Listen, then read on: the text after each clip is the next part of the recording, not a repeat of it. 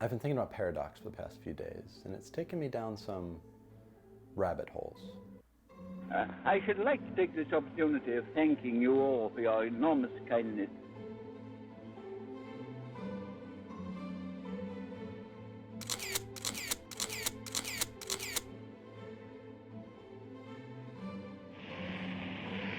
I've been twice in Canada. That's the paradox. Paradox.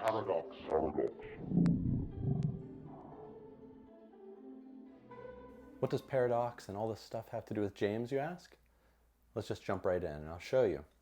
You can watch the videos I've already made if you want some background, but today we're looking at chapter 1, verse 9. Let the brother of low degree rejoice in that he is exalted. Let's just cut to the chase. The brother of low degree is a Christian, a spiritual brother in Christ. That's why James refers to this person as a brother. But he's a Christian brother of low degree. He is the low man on the totem pole. He's a financially poor person or someone with low social status, someone looked down upon by the world, a nobody, someone lowly. Now don't forget, James hasn't stopped talking about trials. He gave us this theme for this entire book all the way back in the beginning. In verse 2, he says, "My brethren, count it all joy when ye fall into divers temptations, knowing this, that the trying of your faith worketh patience." This book is about the tests of a living Christian faith. That's why I titled this series, Jelling, a Living Faith. You know I'm gelling. Your experience of trials, the difficulties of life, it can either wreak havoc on your faith or it can strengthen it like never before. And James wants us to know how to respond so our faith is strengthened. He's been telling us how we need wisdom to do this, and now he has advice for the lowly and for the not so lowly. But first, the lowly. Being lowly is a trial in and of itself, but how is the lowly believer, man or woman, supposed to cope with any trial?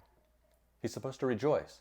This isn't anything new. James told us that before when he said to count it all joy when we meet trials. So don't be too surprised at that. Surprise! If you want to be surprised, look at what the lowly person is supposed to rejoice in. How can it be good to be in a low position? The lowly person is supposed to glory in their exaltation. Their exaltation? What exaltation? They're lowly. How can they be exalted to a high position? And it's here we encounter our first paradox in its natural habitat. A paradox.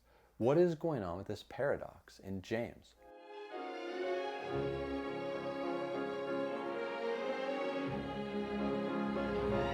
Come back to me. We'll have a major paradox.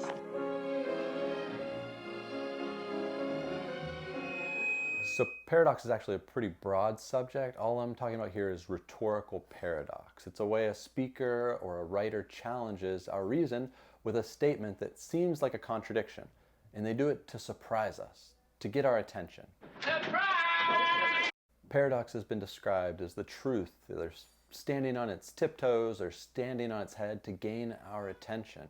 That's what you use paradox for, and we can't talk about paradox without mentioning this guy. Gilbert Keith Chesterton. He wrote all kinds of books back in the day, and he hasn't been completely forgotten. This is one of the rabbit holes I found myself going down. G.K. Chesterton, he came to Vancouver back in 1931. He was a good friend with the family behind Overweight Tea, which I guess became Save on Foods. I spent some time trying to track down where all Chesterton went, but there's not much to go on. Maybe a house on this street. But enough rabbit trails. Here's what I'm trying to get at. One of the things people remember G.K. Chesterton for is his ability to use paradox. He even wrote this series of detective stories, The Paradoxes of Mr. Pond. Mr. Pond is this detective who speaks in paradox, like talking about a man too tall to be seen, or soldiers who obey so well their commander couldn't do anything he wanted. He talks about a relatively red pencil that makes black marks. Or how about this one? Love never needs time, but friendship always needs time. Mr. Pond's an oyster filled with paradox, pearls of great price. Like this last one. In nature, you must go very low to find things that go so high. Paradox. And that one reminds me of what James said in verse 9. Why is the lowly believer able to rejoice over their elevated position? What's the truth here standing on its tiptoes to get our attention? Well, the truth is the lowly believer has a high spiritual position, a higher status because they're a Christian. The lowliest Christian is still a member of God's family. Now we're talking about spiritual heights, lofty dignity, the exaltation of the lowly. This is paradoxical. This sounds illogical. But as G.K. Chesterton himself would have said, it's an illogical truth. But James doesn't give us just one paradox. He gives us two, one for the lowly and one for the not so lowly. Check out the next verse. But the rich, in that he is made low, because as the flower of the grass, he shall pass away. The rich are told to rejoice too, but for a completely different reason. They aren't made high, exalted. They're made low. Another paradox. How are they made low? They're rich. Rich. How can a rich person rejoice in their low position? What's the truth standing on its head to get our attention here? Well, James is talking about attitude. He's talking about the attitude a rich believer is supposed to have. This is about humility. The rich person is supposed to have a humble, lowly attitude. And there's this flower grass illustration to tell us why.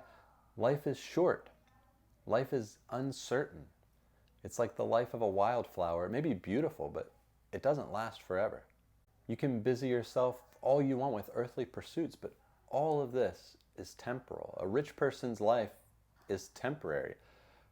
Proverbs teaches us that you can't put your trust in riches. There's this metaphor that pictures riches as sprouting wings and flying away. So the wise, rich person, recognizing this, they have their mind fixed on the eternal.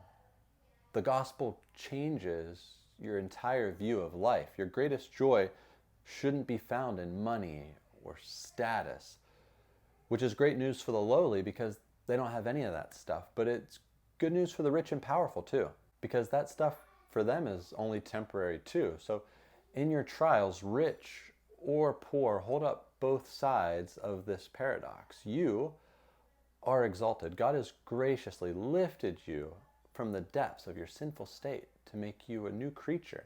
Proverbs 22 tells us, rich and poor have this in common. The Lord makes them all.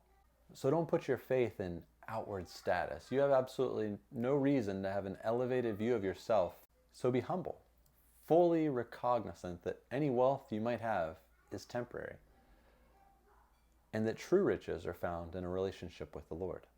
Hey, thanks for watching another one of these James videos. It's been fun working through this wonderful book and answering these questions. You can comment, tell me what you think. You can ask questions of me. Like and subscribe to our channel. You can share on your social media platform of choice. Maybe next time you're in a Zoom meeting for work, you could just paste the link in for this video into the chat, and who knows, maybe someone else will want to watch it. Either way, I will get back to making more of these videos and see you next time.